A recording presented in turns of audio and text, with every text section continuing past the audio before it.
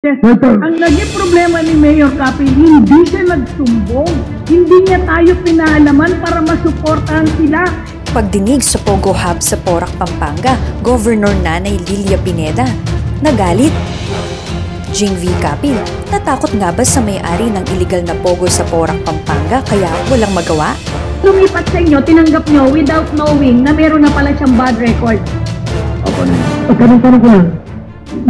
Regularly ba every year do you require yung Lucky South na i-submit nila yung permit nila sa PAGCOR? Meron ba kayong record na nakafile sa inyo? Wala man yata eh. Sa totoo lang, meron bang sinubmit na permit yan sa inyo?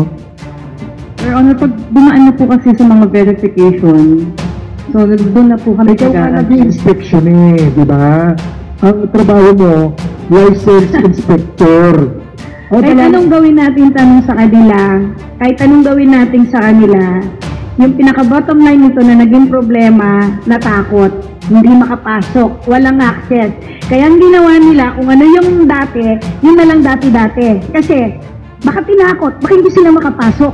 So kahit anong gawin natin, tanong kay licensing officer, hanggat ganun naka-isolate, na bawal, parang garrison yan, parang pulungan na walang makapasok. Kahit tanungin natin si Mayor Capil, yung MPDC lahat, pa si Vice Mayor, walang access. Ang naging problema ni Mayor Capil, hindi siya nagsumbong. Hindi niya tayo pinaalaman para masuportahan sila sa nangyayari na yun sa kanila.